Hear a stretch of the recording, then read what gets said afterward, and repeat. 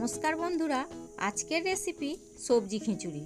এটা খুবই স্বাস্থ্যকর ও খুব সহজেই বানানো যায়।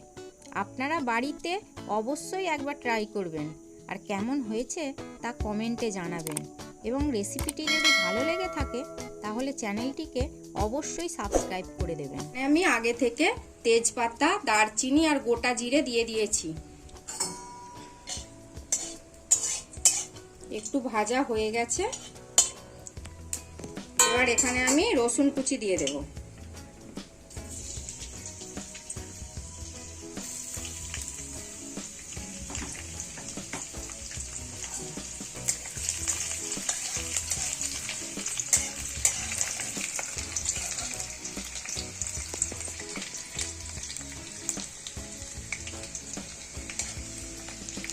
রসুন ভাজা হয়ে গেছে। এবার এখানে আমি পেঁয়াজ আর কাঁচা লঙ্কাটা দিয়ে দেব।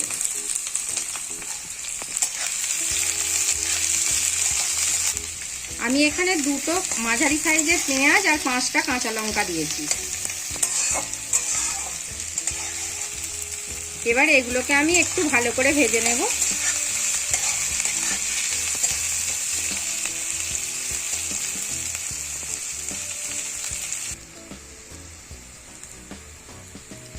পেঁয়াজ ভাজা হয়ে গেছে, খুব লাল করে ভাজবো না। এতে এবার আমি গাজর আর বিনস কড়াইটা দিয়ে দেব।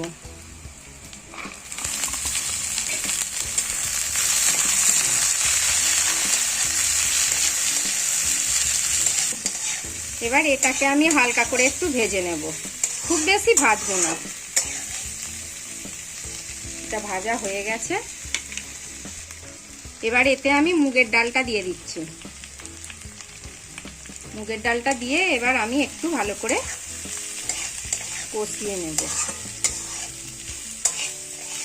মুগের ডাল একটু ভাজা ভাজা হলে ভালো, না হলে হালকা কাঁচা গন্ধ ছাড়ে। এটা হালকা করে নেড়ে নিয়েছি, খুব সুন্দর একটা সেন্ট উঠেছে। আপনারা দেখবেন মুগের ডাল ভাজা হয়ে গেলে একটা খুব সুন্দর সেন্ট ওঠে। এবার এতে আমি আদা বাটা দিয়ে দেব।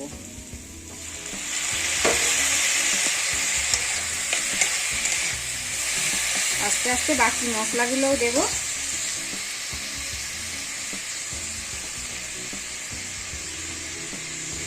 ধনে গুঁড়ো ছোট চামচের 1 চামচ,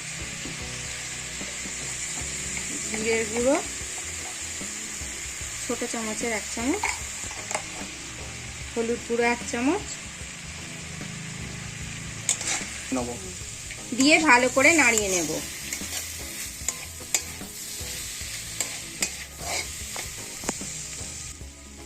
আগে থেকে কেটে রাখা আমি একটা মাঝারি সাইজের টমেটো কুচি দিয়ে দিলাম।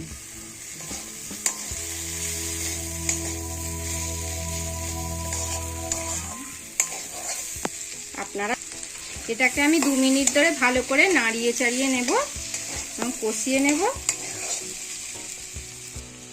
এবং তার মাঝখানেই আমি আলু কুচিগুলো দিয়ে দেব।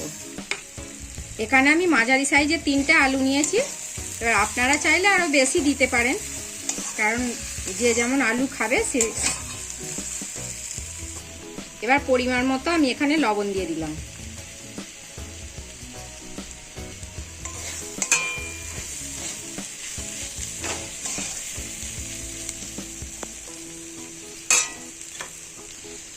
এখানে আমি আদা যে বেটে রেখেছিলাম সেই বাটি ধোয়া জলটা দিয়ে দিলাম। এরপরে আমি এখানে চালগুলো তুলে দেব। আমি এখানে গোবিন্দভোগ আতপ চাল দিয়ে খিচুড়ি বানাবো। চালগুলো আগে থেকে ধুয়ে রেখেছিলাম। দিয়ে একটু জল দিতে হবে। এটাকে আমি এবার ভালো করে নাড়িয়ে নিয়ে অল্প জল দিয়ে ঢাকা দিয়ে দেব।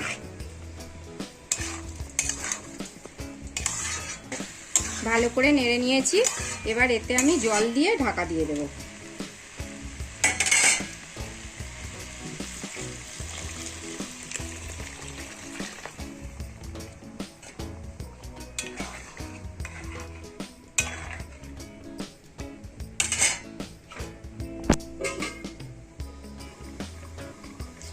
এবার এই তো ফুটছে। এবার এটাকে আমি নেড়ে নেব আপনারাও মাঝে মাঝে এইভাবে নেড়ে দেবেন, যাতে নিচে থেকে না লেগে যায়। এইভাবেই আপনারাও ভালো করে নাড়বেন।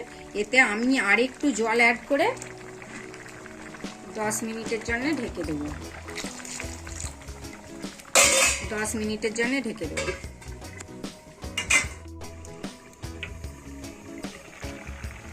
খিচুড়ি একেবারে রেডি।